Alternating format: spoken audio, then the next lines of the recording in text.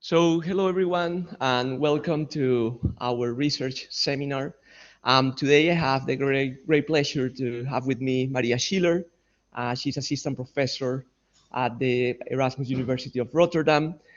She will be presenting today her work titled Urban Diversity Regimes, Local Actor Coalitions in the Governance of Migration-Based Diversity. I had the pleasure of meeting Maria many years ago. We actually been collaborating quite often on all these topics related to the urban diversity regimes. Actually, Maria was my host while I was at the Erasmus University of Rotterdam just before COVID. So it's very nice to see her again without mask. It's wonderful. So just before COVID, when we're exchanging ideas about, the common themes that we have. So Maria, the floor is yours. So.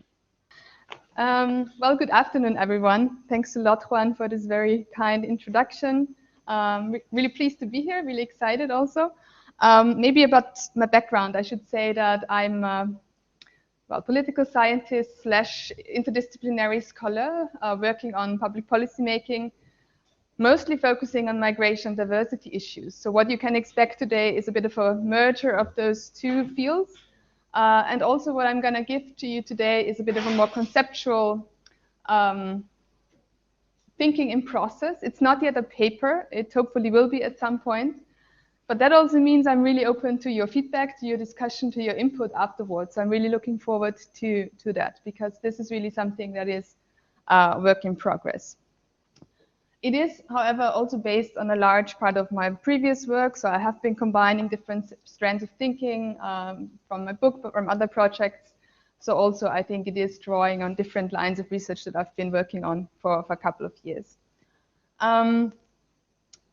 Yeah, I don't know how this is for you. This is my first actual physical talk with an audience, which is strangely unfamiliar, actually.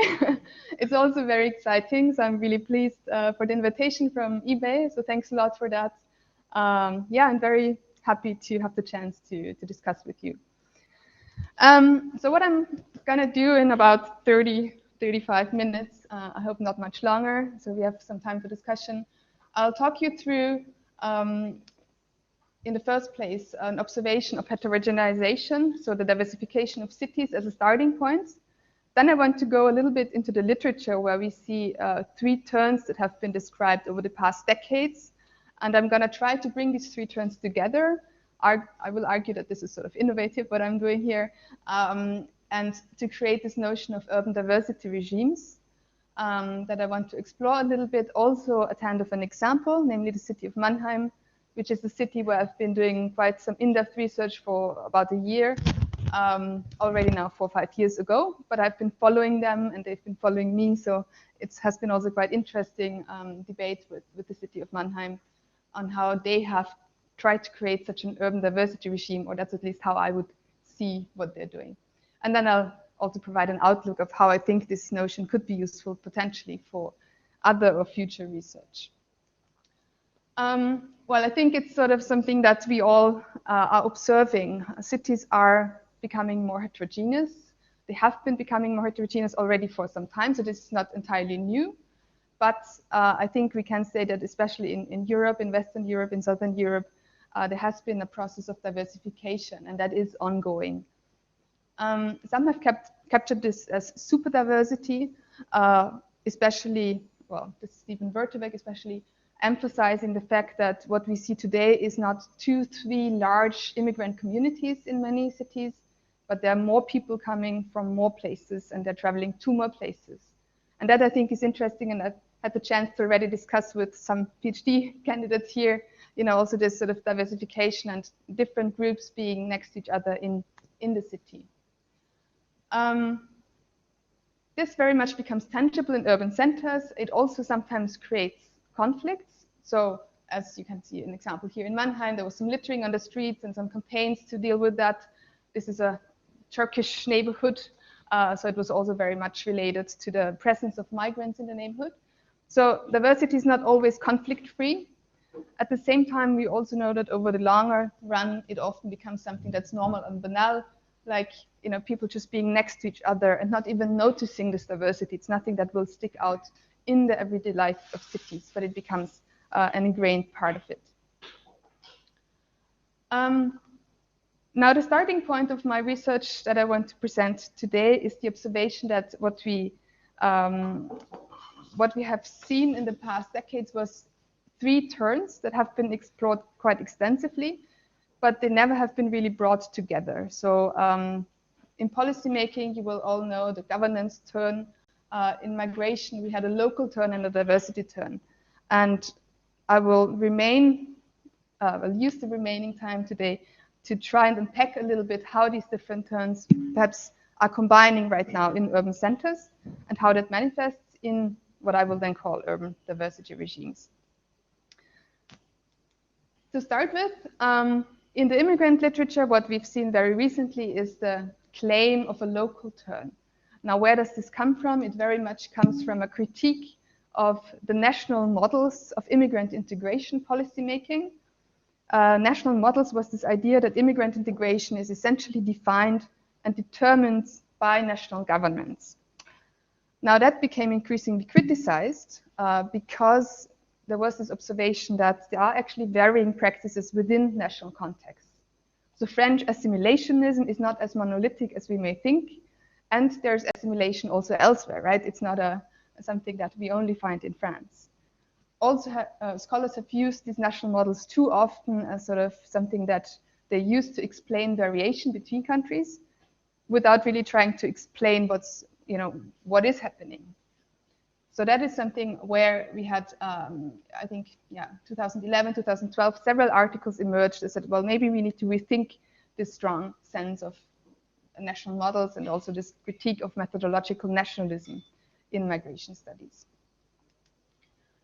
Based on this critique or related to it, a literature emerged that was then interested to put the national level in relation with other levels of governments, considering that there is a recursive process of immigrant policymaking.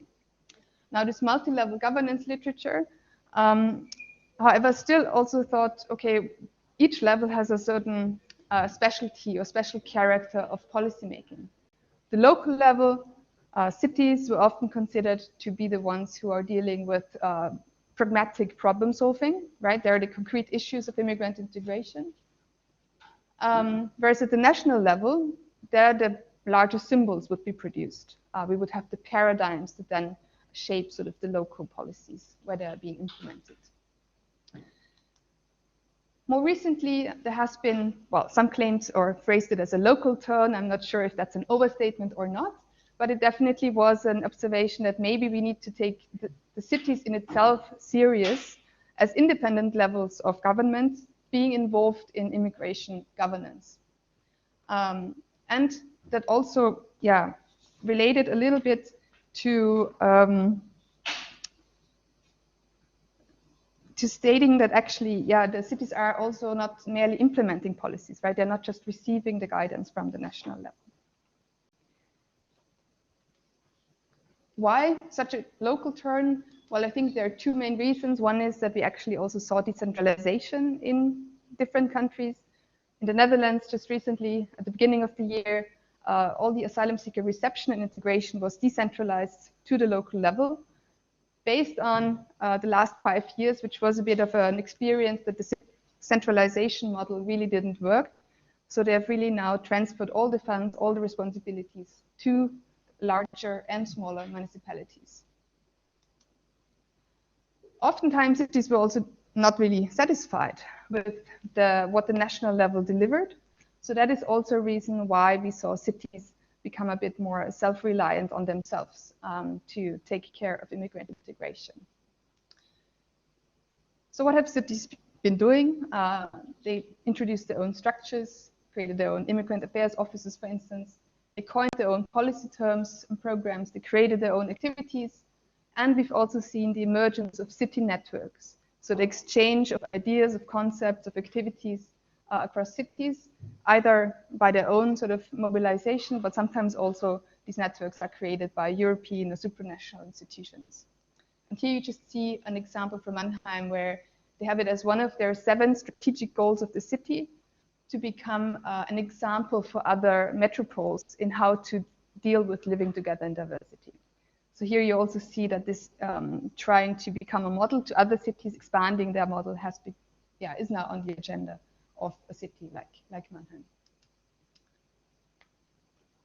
More on the conceptual side of things, we've also experienced a diversity turn in migration studies. Now, I'm not sure, I think all of you have heard this terminology, but maybe let's look a little bit into what actually is behind that and how that came to be. I see the diversity turn in Europe, and I've traced this also in my PhD research many years ago.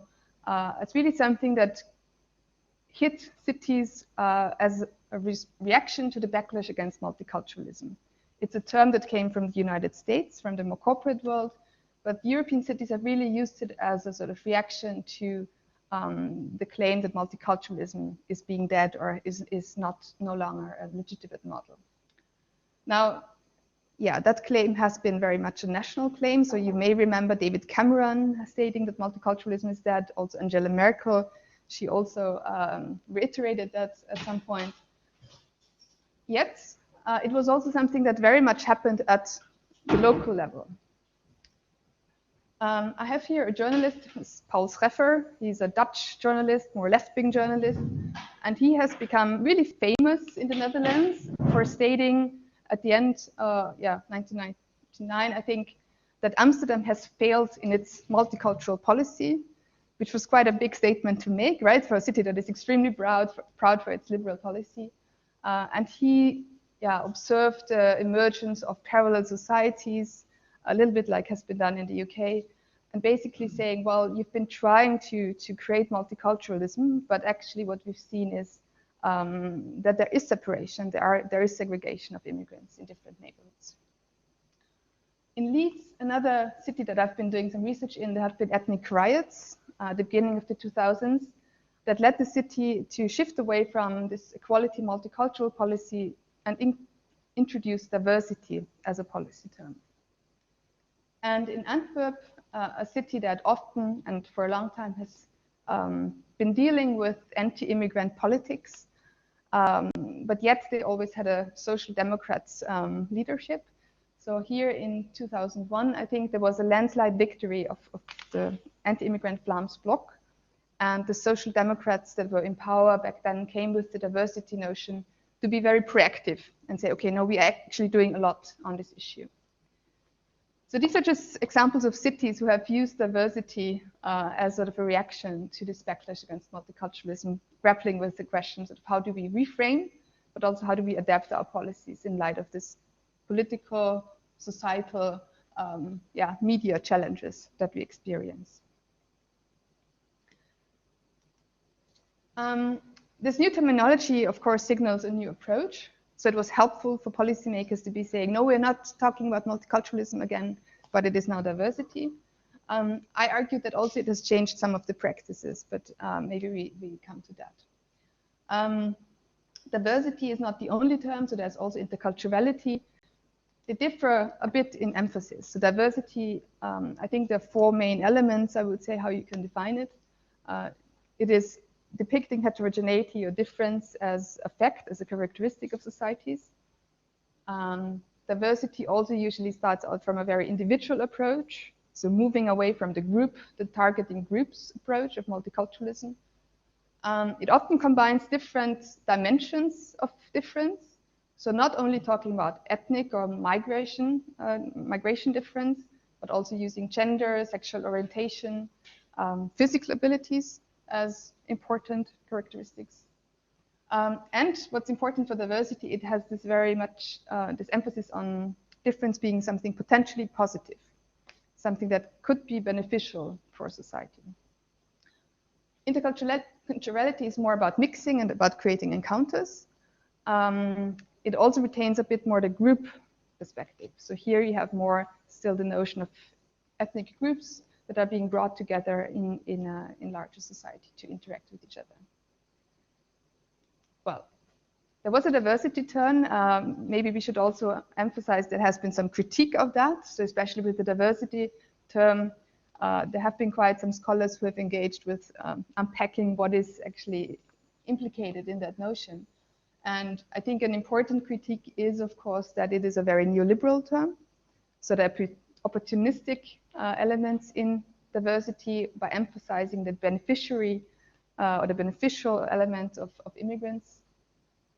It's also a very happy term, right? So when you have diversity, it's often about happy colors. But there are also problems related to migration-related diversity. And also some have emphasized that diversity is actually diverting the attention from immigrants. So as a migration scholar, what does it mean to then include other dimensions of diversity as a policymaker? What does this mean in terms of having attention to specific problems? Does it dilute the agenda or does it make it more inclusive? I think that's an important question that was raised as well. I wanted to turn to the third turn, which I think, if there are many political scientists in the room, that may be most familiar with you. When we talk about governance, that's of course a critique or a reaction to this traditional view that governments would be determining what's happening in a top-down process, so governing as a top-down process. And in the late 1990s and the 2000s, what we saw is that there is this trend towards establishing more of relationships between governments and citizens or civil society, but also public actors, corporations, to be governing together, so in collaboration with each other. There are myriads of definitions of governance. By now, I think I just wanted to point out 3 important elements. So governance is often considered to comprise public, private, voluntary, and community sectors or actors. It emphasizes that these actors are interrelating with each other. So there is some sort of interaction happening. And that interaction has a goal. So it's usually to solve tricky policy issues and potentially even create some policies. I hope you're still with me. There was quite a bit of a sort of travel through the literatures. But those are, I think, 3 important developments that are at the outset of some of the issues that we see right now happening in cities and what I want to talk a bit more about now. Yeah, there's of course also a critique of governance. So maybe that's something I should still mention. So in the governance turn, there has been also this assumption of consensus. So for some of you, you may be familiar with the literature, there has been a lot of emphasis on collaboration, and that implies that sometimes there has been a bit of a blind spot on actually the conflictual potential also in working together with civil society actors.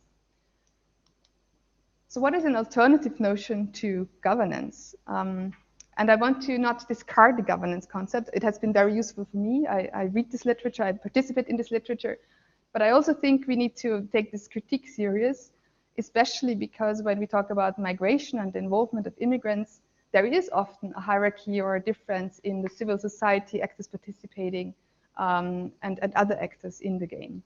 So that's why I've also looked towards the notion of regimes. What is that notion? Well, it has emerged very early in the 1920s already, but has become famous with the international regimes concept. And later on became used in a variety of areas like migration and urban policy. And those are the most relevant and interesting for me here. So migration regimes is a concept that was used first in the international arena for managing and regulating migration. It was later on applied to the national level. So you all know the welfare regimes of Esping Anderson. That was also used in the migration literature quite extensively.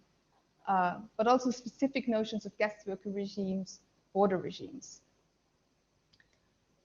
Very recently, what we see is that the migration regime concept has taken a little bit off in the discussion of what happened with asylum seekers on the local scale after 2015.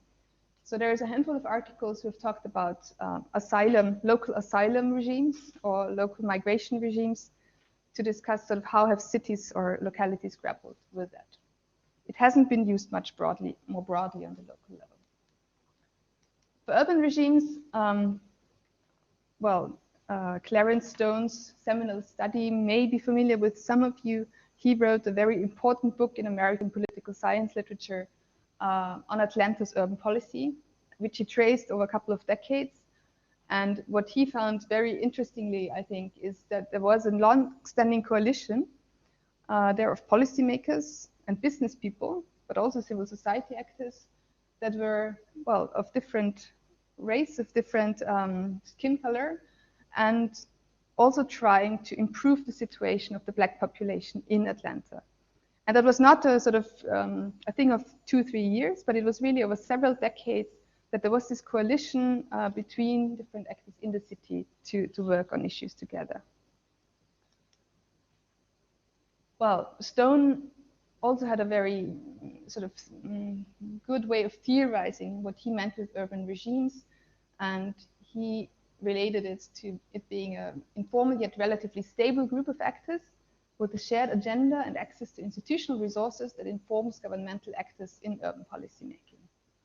So this concept also to me is quite inspiring because he has done really the groundwork in thinking about how could this work in a city, right? Such a stable coalition.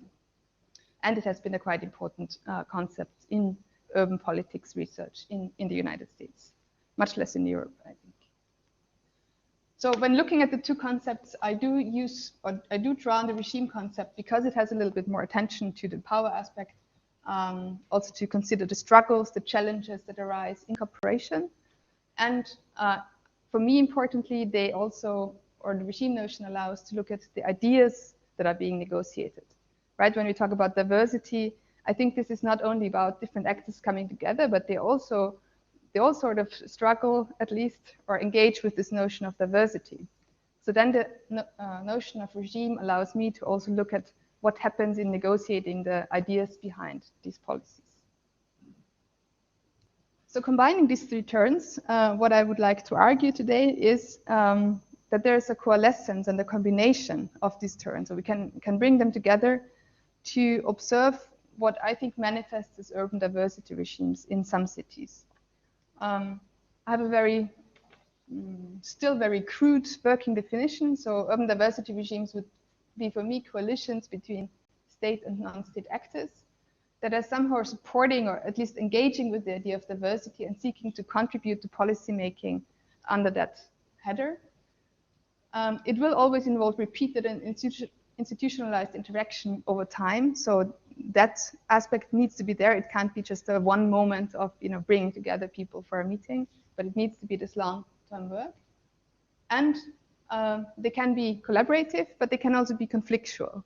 I think that is what we often see in practice, that these meetings are not just very smooth, where everyone agrees with one another.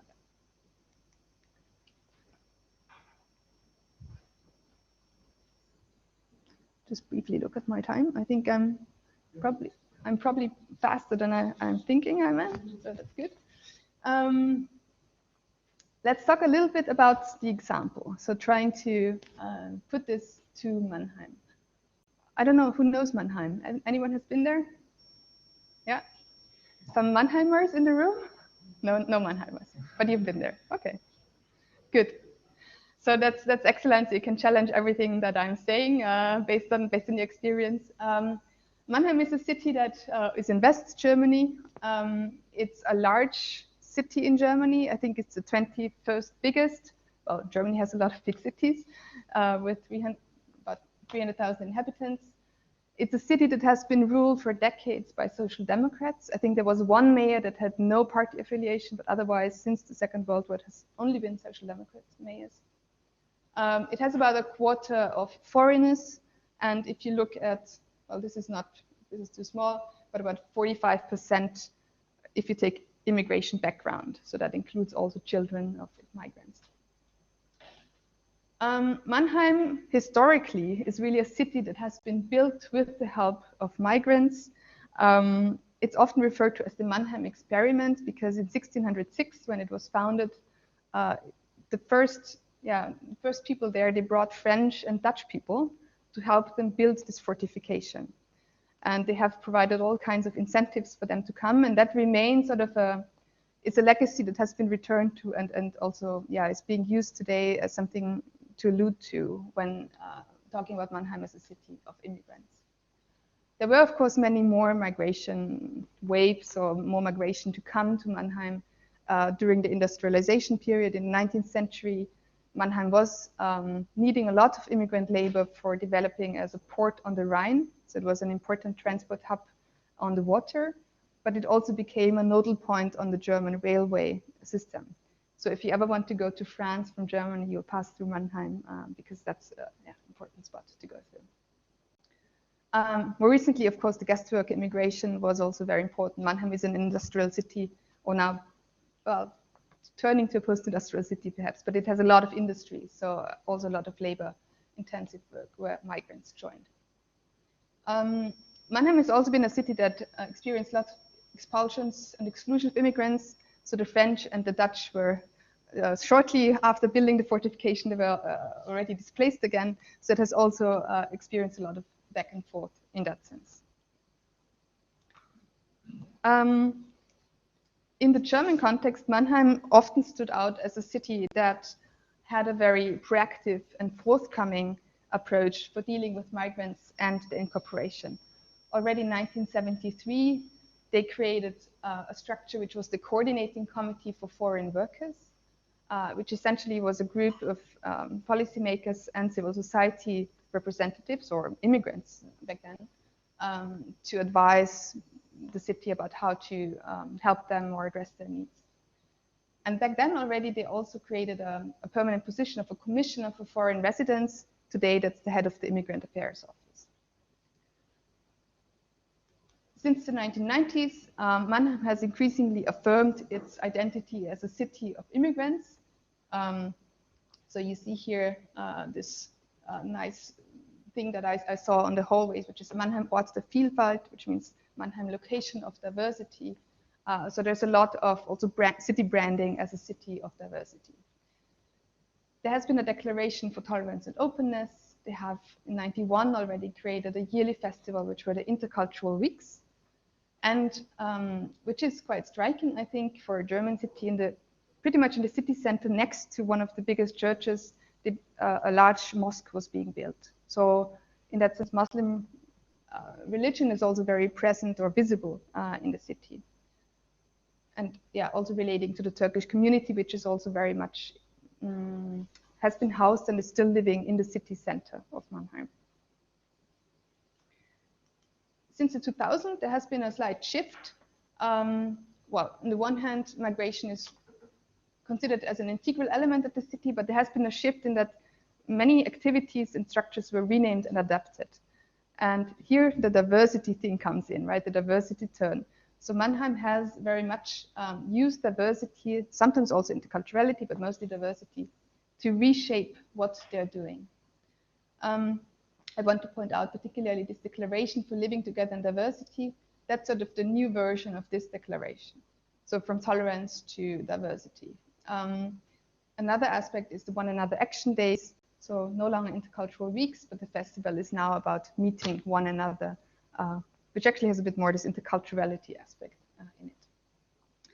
Racism never disappeared, and campaigns against it are also a very present element in Mannheim. So there's a lot of work in countering racism, which it is a working class industrial city. So this is just, some pictures from hooligans I met on the streets, which I thought was very scary when I did fieldwork there. But yeah, there have been also bouts of racism also after the arrival of asylum seekers in 2015. Now, the example I want to give to you today as an example for an urban diversity regime is the Alliance for Living Together in Diversity that Mannheim created. And this is an initiative that runs since 2016. So it's now, 7 years old. And you could say, well, that is already sort of long-term, right? So that's quite a longer-term endeavor. The alliance was initiated based on funding that the city received from a ministry for families, elderly, women, and youth. But what is special for Mannheim, other than some of the other German cities, or most other German cities that took or that got some funding from the program, they didn't move that money to a civil society organization to implement something, but they decided to do something themselves. And what the city did, they created a project office with a permanent position. So they had the ambition to really do something more in the long term and to carry out the project themselves. What the Alliance is, it's a network of urban actors working on a variety of diversity dimensions. So it includes not only the migration aspect, but gender, sexual orientation, age, and disability. And I don't think you can actually see that, but here you have an overview from one of their meetings in 2017. So here you have the religious organizations. There was a share of migrant organizations. Here would be the sexual orientation, gay rights, disability organizations, and gender rights organizations. So they really made an effort to include different parts from civil society to cover these dimensions. Maybe someone wonders what the other shares of the cake are. So there's also organizations from culture, from sport, from youth, from education and economy. So they also try to involve municipal organizations, but also private actors. So there are also businesses now involved in the initiative.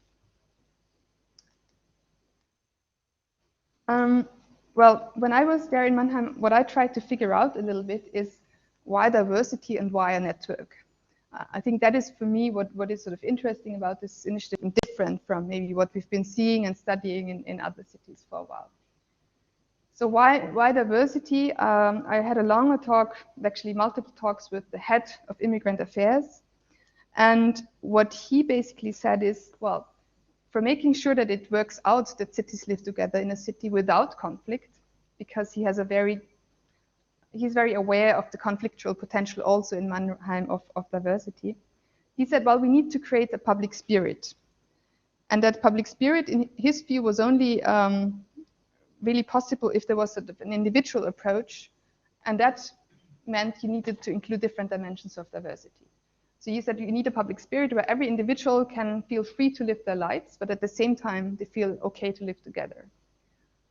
So just to take from this quote, so that's not only, I think, diversity or cultural diversity, but also sexual diversity and other existential orientations. And we're currently in a negotiation process in which we try to develop the foundations for living together in diversity with different groups, institutions, and organizations. So for him, that's also sort of a processual way, right? He can't do this on his own, but trying with different actors in the city to create this public spirit together. So why a network? That's another question I had talking with the project officer that runs the Alliance. And in his view, well, he said there was actually quite a lot of networking going on already. Civil society was connected in Mannheim, so that was not the issue. But in his view, there was always a lot of bubble networking. So what he said, we also got a lot of requests as municipal office. Can you bring us in touch with immigrants? Can you bring us in touch with the organization organizing the Gay Pride Parade? And then what they developed is this concept or this tool of diversity corporations. Now, he says we call this instrument diversity corporations. It means that ideally two actors working on different dimensions of diversity are getting into an exchange. They can learn from each other and sensibilize each other on an institutional level. So in essence, they're trying to nudge organizations to work across boundaries that maybe they haven't crossed so far. One of the examples that the offices would often give as a success example, there was an initiative by the women's group from the local mosque that had a project together with the women's shelter in Mannheim. And what he said, it was the first time that actually they worked together because, well, essentially the women's shelter, they found it very interesting to learn about family life of families, you know, participating in mosque. And on the other hand, the women's shelter had an opportunity to present a little bit what they offer, you know, to whom they are open, maybe some of the things that were not so known of their services, also to women in the mosque community.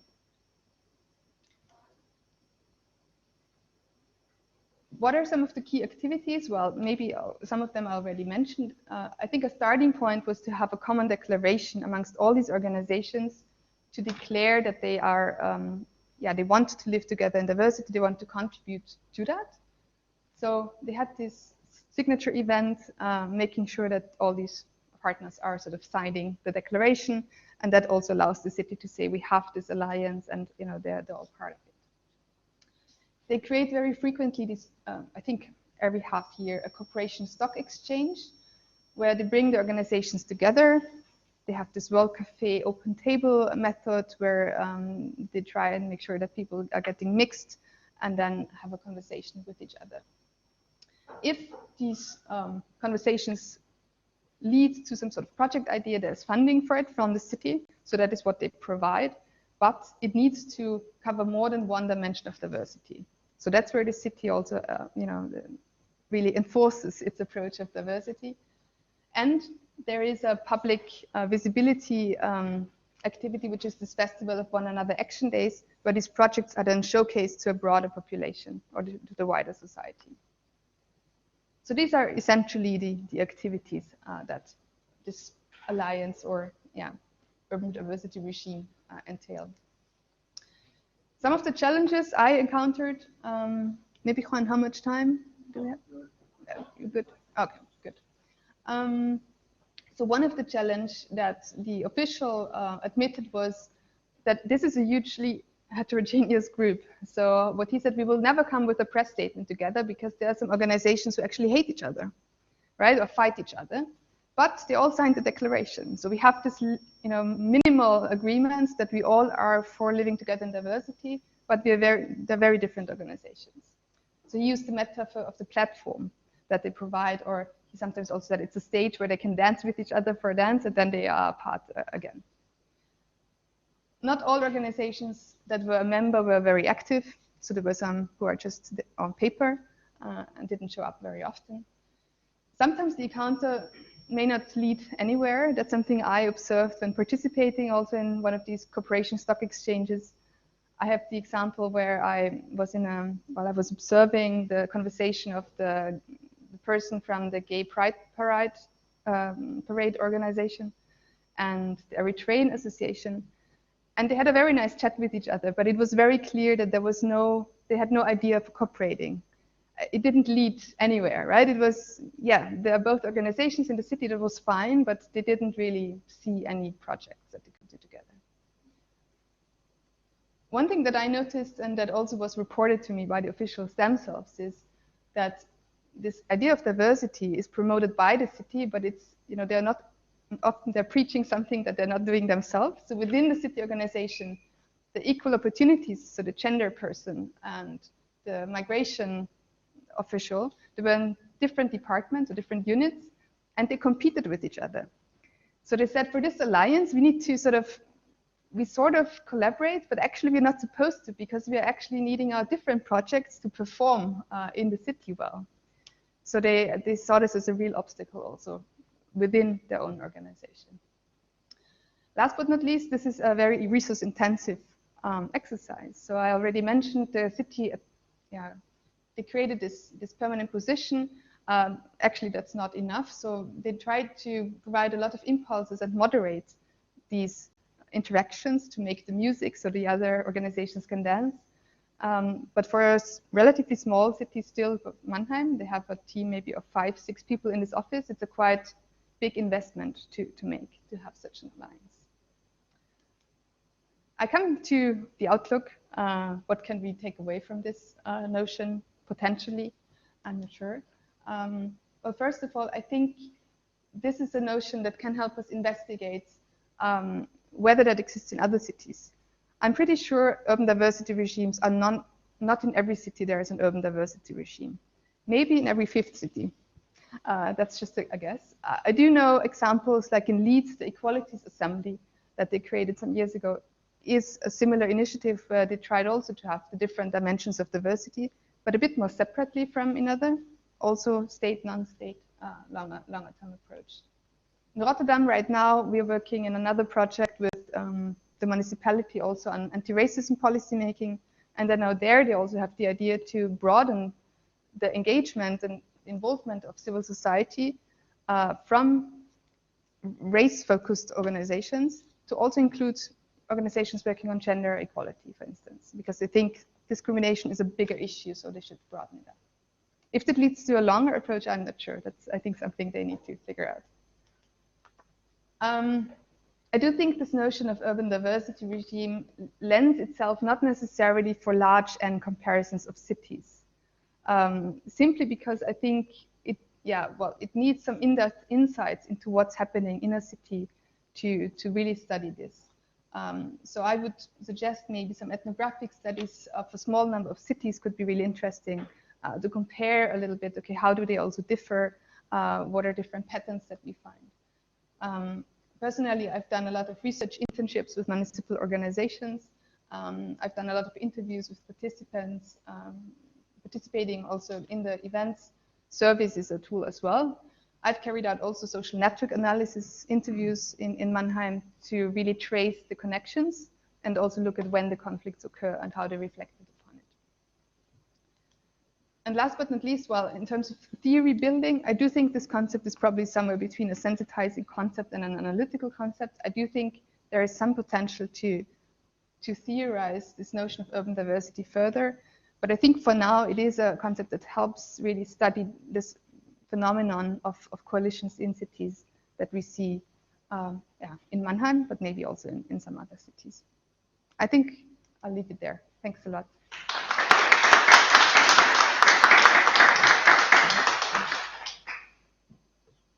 So I would like to let people who are online that they can activate their microphone and they can speak. And here, people in the audience, if you wish to make questions now, I can run through the room with Maria's microphone, and then I come back and I give you back the microphone. So, yeah, unfortunately, we only have one. So, I don't know if you would like to start with some questions or comments. Okay, one over there. Someone else? Hello. So I just have a question in regard to, you mentioned the Eritrean and the LGBT organization trying to cooperate and kind of getting in this moment where they're like, we don't really know what to do. And just the relevance of Vertovec's super diversity in actual policy making, because that's what I automatically think of is the concept of super diversity, which is mainly with immigration, of course, but coming from a gender background, with intersectionality, I always see overlaps with that, but I wonder how relevant it actually is in this policy making process. Thank you for the presentation. I really like it. I was really enjoying it. I would like to ask you were talking about this in the last part of the presentation, but what to do when we don't have these narratives of like working together or like city created by together with immigrants, because this is what the reality is in Europe, that we don't have this kind of narratives, and like it's complicated to create it. So like I would like to know how to build the same model that you were presenting all around Europe, and also how to deal with the fact that probably good part of immigrants are not like in big city, but in small city or in the rural part. So how we deal with that? I just asking because I'm from Italy. We have huge problem. We know each other. I did your course. We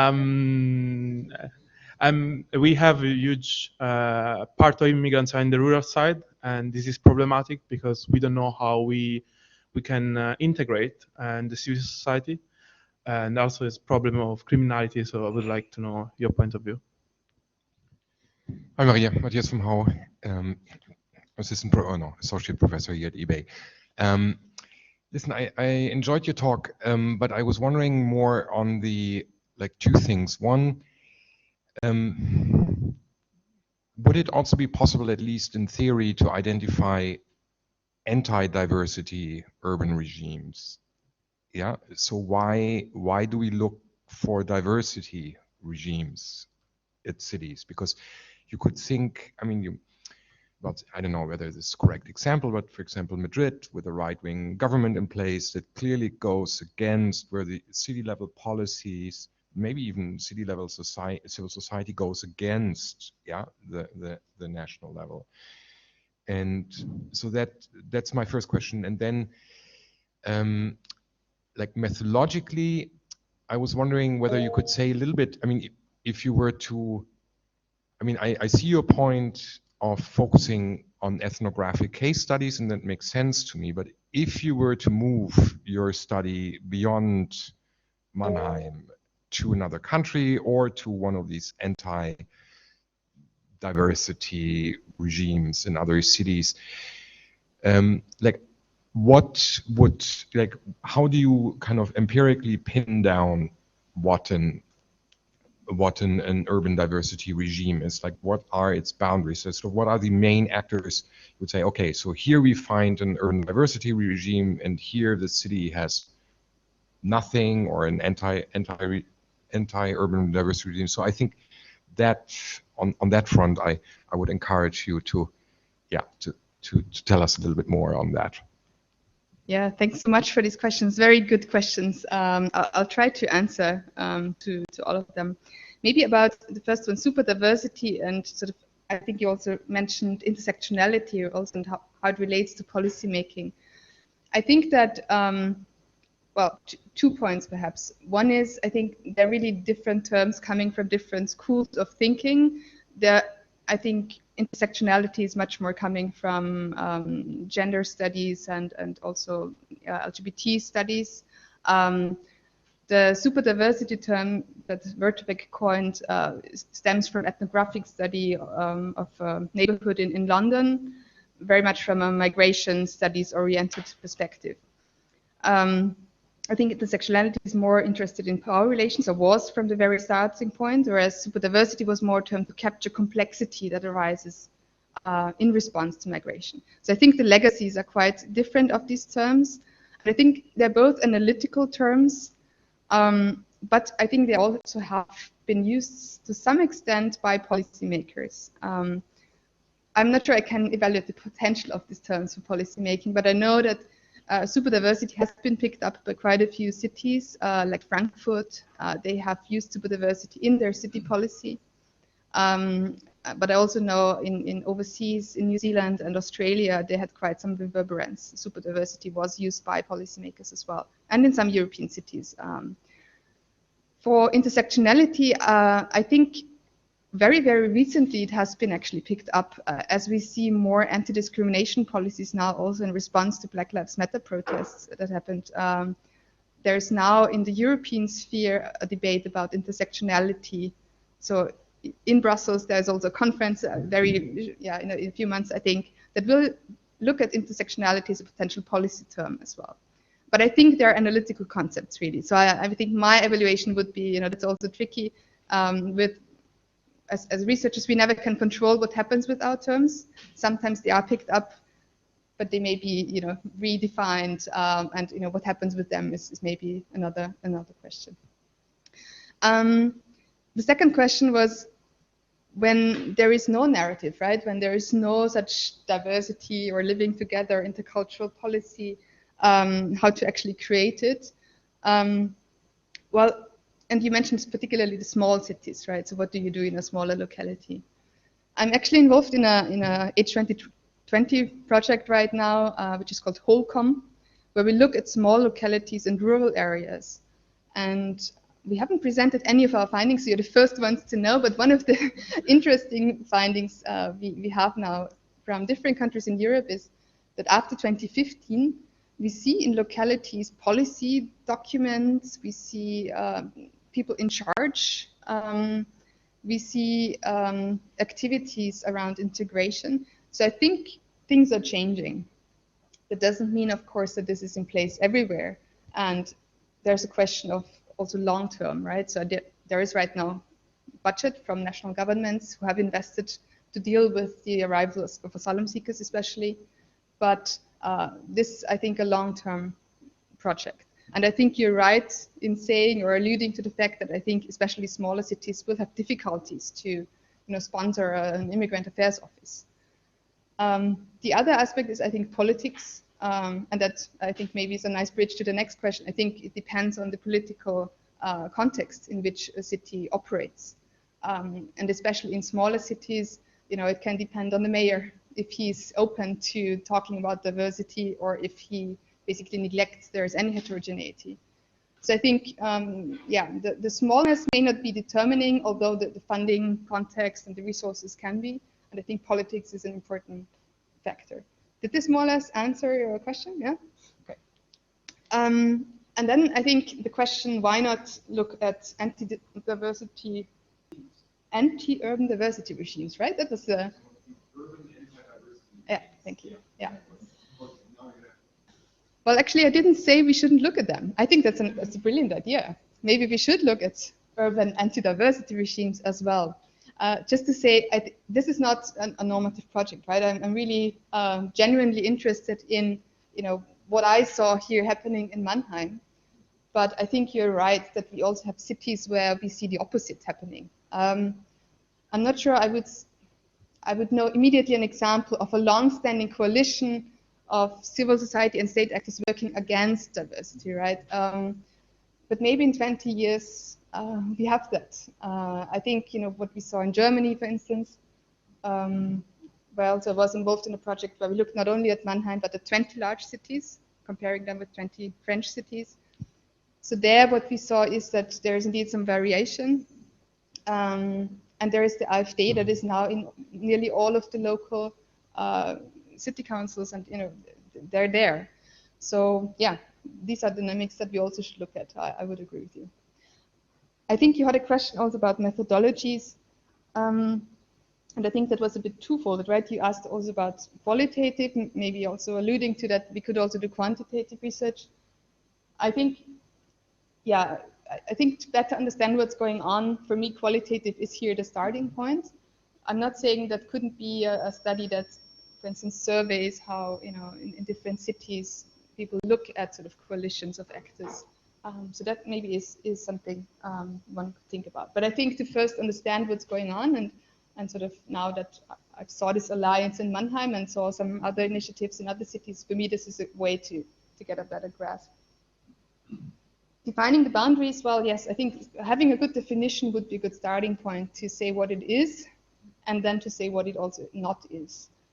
So for me, definitely, government-only initiative would not be qualifying sort of instantaneous collaboration, like having 3-4 meetings. Like in Mannheim, there was also a roundtable for asylum seekers that stopped after 2 years again, right? That was also a nice initiative, but it's not a long-term ambition. It was really for dealing with the reception for a certain period of time.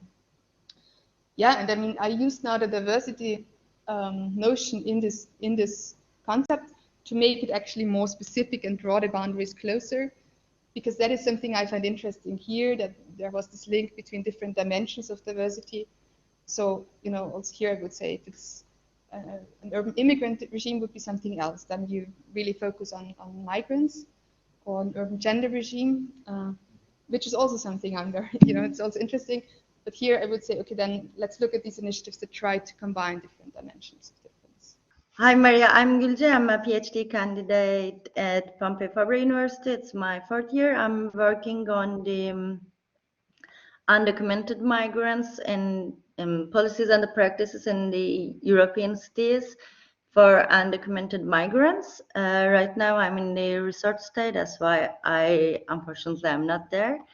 So my question is also related to undocumented migrants, in fact. So how about the potential of being a sanctuary of city of refuge as a continuum of proactive diversity policies? So do you think these policies only strengthen the cohabitation amongst the different groups who have de facto rights to live in the city? Or undocumented migrants are also included in these policies to some extent?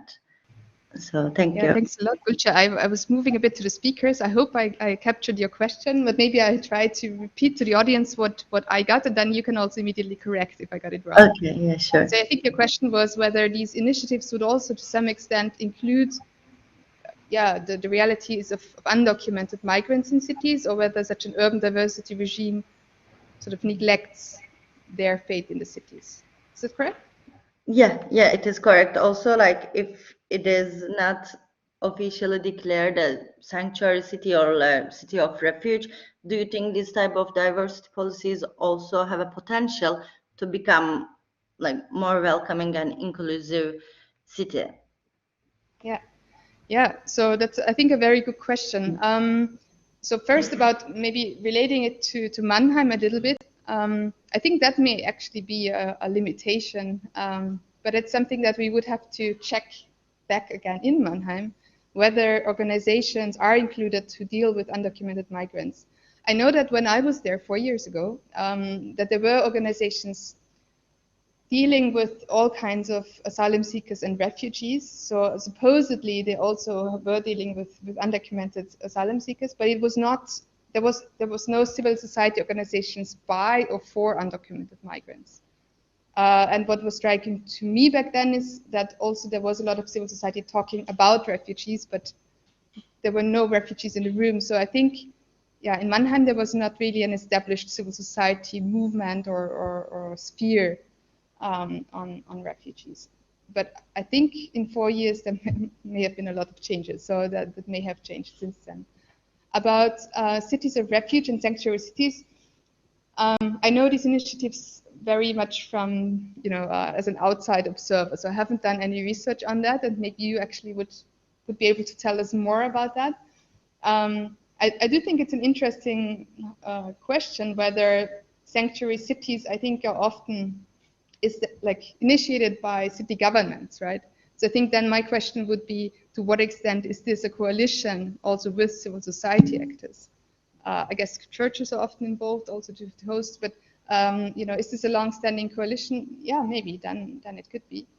With City of Refuge, I don't know enough. I thought it was also more of a supranational instigated initiative.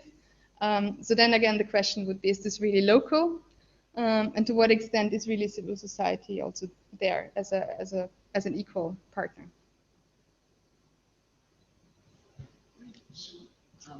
Well, we can collect more. Yeah, sure. More questions from the audience. So we have Eva here. Someone else? Oh, okay. So Eva, and then I have a couple of questions. Hi, thank you for the presentation, and I find it really interesting, adding on to what we were talking about before. But I'm wondering, because you mentioned that the definition of diversity in these regimes, you mentioned a lot that there's kind of migration-based diversity, or gender or disability-based diversity, or sexual orientation, and these kinds of things. But I'm also wondering whether you've seen any ethnic but not migration-based diversity. So, for example, Roma, who are not, if you count hundreds and hundreds of years ago, but I think any European group would be considered an immigrant hundreds and hundreds of years ago.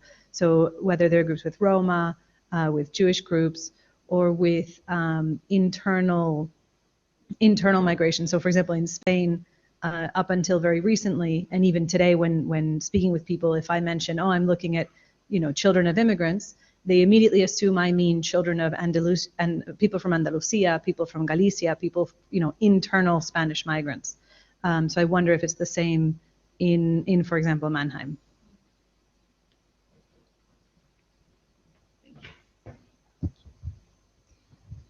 Yeah, thanks a lot. Interesting question. So I think in Germany, translating here is the Spanish example. I think, there would be Aussiedler organizations like Germans who have been, brought back after they have been, living in Russia for decades. Jewish organizations, but indeed also Roma organizations.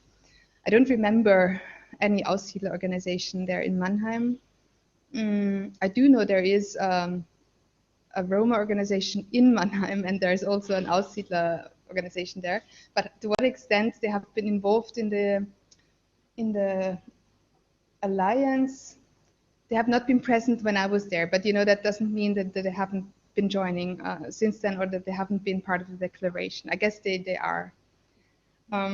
Yeah, that's a bit a half-baked answer, but I think it's a very good point that you're making, that migration is more than these, the traditional immigrants, and also with the super diversity notion. I think that's important to take into consideration, right? To not only look at the classic groups, but also at others. What I found striking in Mannheim, I may have to do also with the fact that it has been such an industrial city, is that the guest worker groups have been extremely well organized, and also they have been extremely successful in to enter politics, right? So there are many Turkish young politicians. So they have been extremely visible, which may mean that I have also overlooked some of these other smaller groups that may actually be there. But that's something that in Mannheim was very clear that, yeah, especially the Turkish, the former Yugoslavian immigrants, they have been very well established, and so they're very visible in that. Yeah. So thank you, Maria, for a wonderful presentation, very encouraging. So I have some questions that, I mean, your talk made me think about. I know that you have worked extensively on collaborative governance at the urban level. I know that you are very much interested on this, and something that is quite interesting about these regimes that you're presenting here is the conflictive side. So could you give us some examples that can illustrate this conflictive side, that can illustrate how this works? Also, you mentioned that these regimes are quite different from conceptualizing governance because it actually includes these conflicts. But I mean, at least from my own research, I found that, I mean, somehow there might be some degree of conflict among actors, or disagreements better than conflicts when we speak about governance. So could you elaborate a little bit more on this point? And finally, I was wondering to what extent the bottom-up dimension can also be present in this conceptual approach, in the sense of, I mean, how grassroots organizations can actually be initiators of these regimes. And if this is a possibility, can we speak of several urban regimes coexisting in the same city, or is this something quite unique to city administration or city governments? Thank you. Thank you, Juan. I was trusting that you would come with very tricky questions to me. That's very good. No, I think there were two really important questions, right? One was about the conflictive sides and the other about bottom-up. Yeah. Yes, about the conflictive sides, I think in Mannheim there was a lot of reference to the Palestinian Israeli issue. So there were at some points Israeli flags burning on the main market square. So that was the main conflict. And that was actually the very basis on which they created this declaration for openness and tolerance. I think it was an appeasement initiative by the mayor, who, after the weekend where the flag was burning, he brought the main organizations in the city, working with these communities on the table. And he said, look, we have differences, but let's now work together on, how we can make sure that the situation doesn't escalate. And then they created this declaration, made a press statement. And that was the start, 1989 even was it, I think. And that has also recurred a couple of times. So there have been really clashes also in Mannheim, I think also between the Turkish and the Kurdish communities. There's been quite some hot phases, and the city has used this also as an appeasement strategy. In the alliance, well, maybe I have another example, maybe from another research also in terms of conflicts, because I think the point is a very important one. So we've now been doing some research in Rotterdam recently, working together with civil society, very broadly defined, working on diversity. And we've seen conflicts both within the actors, right? So in Rotterdam, what we have these large organizations who act as sort of brokers to the municipality, and then smaller organizations. And they oftentimes stand in between the small organizations and the municipality, and then they act as gatekeepers. So there have been conflicts about access to the municipality, and sort of who is the legitimate broker, especially in the gay community, the sexual orientation dimension. There's been a lot of conflicts of who can, have that claim of being the broker. But also between the municipality and civil society, there have been conflicts, and that is, I think, oftentimes around funding. So sort of power relations and who gets funding and who not. Why is it always those who have received funding before who get it again? So that is an ongoing issue. And with an alliance like this, the city Mannheim tries to present itself as an equal partner, but of course it's also a governing partner. So government has not shifted, right? We also know that. Like, it was not a true shift, but it was a complementary thing. So in that sense, I think this collaborative governance, it has limitations or it has challenges in the sense that there is power and you know, government has persisted. And the question is then, I think, to find good solutions, you know, in conflictual situations like this. The second question was about bottom-up, so maybe already that relates also to this recent research that we've been doing. So there, we also took very deliberatively a different approach. So we didn't start from the organizations that the city is collaborating with, but we looked at civil society and sort of whom they are connected with social network analysis. And yeah, I think we do find some clusters of actors that are not connected with the city. We also see that sometimes over time they do become connected to the city. So for the Black Lives Matter movement, there were lots of new organizations in Rotterdam, extremely anti-government, but they've actually started to talk with the government, right? They were about tearing down the institutions, but in the end, many of them now are in touch with the city hall. That doesn't mean all of them, right? So I think that is something that we need to do more research on, and then I think it's interesting to also perhaps, yeah, think about whether always we end up with an alliance like this, or maybe sometimes also we see civil society, and then I don't think this is the same thing, but maybe we need a different term, but it should be seen. So I think it's an important phenomenon to also, yeah, capture. Thank you. So, final round of questions, if you have any, or from the audience, from the online audience. No. Oh, there's one question. No, it's no. I think that, yeah, it says in your period. The question is answered. Yes. Okay. So if there are no more questions, let's give it an applause to Maria. And thank you again for accepting our invitation to come here to Barcelona. We're very happy that this was the first stop after COVID that you went out of the Netherlands. So it's wonderful to have you here. And yeah, thank you all for coming.